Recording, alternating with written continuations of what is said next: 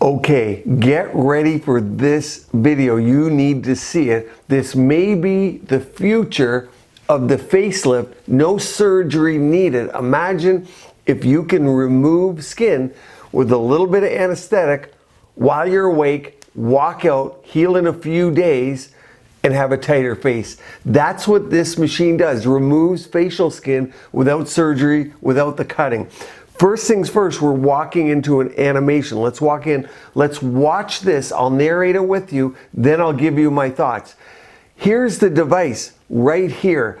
It's a handle, and you're going to see 3 needles on the end of this. It literally, you see those hollow needles right here? They go into the skin. They don't rotate on this particular device. They go in and they suck the skin out. Look at this. You can determine the percentage of skin removed and also the depth that you go. And here you see it in action, like a sewing machine. It goes down, sucks the skin out, whatever percentage you want, typically 5 to 7, 8% of the skin per session. And you treat, this is called Elocore, and it's focused on the lower face. And you can see it removes the skin in these micro cores, and then the skin would grow back like a fractional laser, only it's physically removing the skin. What does a facelift do? It removes the skin. And here's a before and after they're showing on their pictures. And you can see a nice reduction. That's with 3 treatments. And the name of that device is Elocore. There's a couple different ones on the market. It's also known as coring or micro coring, and many of you have asked me to talk about it. So let's look at this.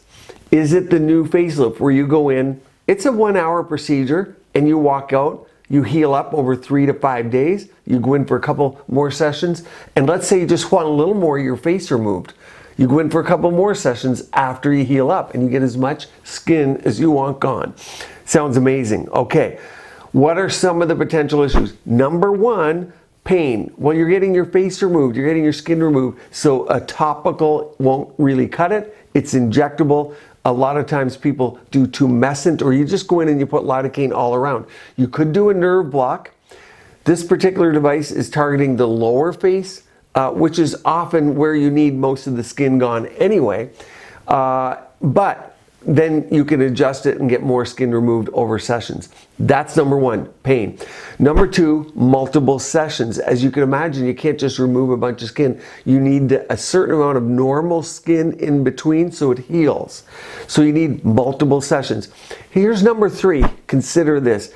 In a facelift, a cut is made, yes, the skin's removed, but a lot of times you get ligamentous release and maybe go suck some fat out, right? Underneath the chin, in here. And that, in that sense, it's a combination procedure with the ligaments that are important, releasing kind of where the skin is tethered down. Think of it that way. And then this particular one's not targeting fat. You can get micro coring devices that do go deeper. Of course, your side effects will then be more. Keep in mind, you have facial nerves that give you sensation and expression, so you can only be so aggressive with these. But that would be another problem that you have to think about. However, for a lot of people, they don't want to go under the knife. This is fairly new technology to many countries, and this might well be it. Now, how will this compare to lasers? Because you'll see fractionated RF microneedling that I have on this channel. You'll see CO2 laser, and the animations show that the heating puts down columns deeper into the skin or burns the skin. Or with RF microneedling, we can attack the fat by heating it with energy that goes to 67 degrees.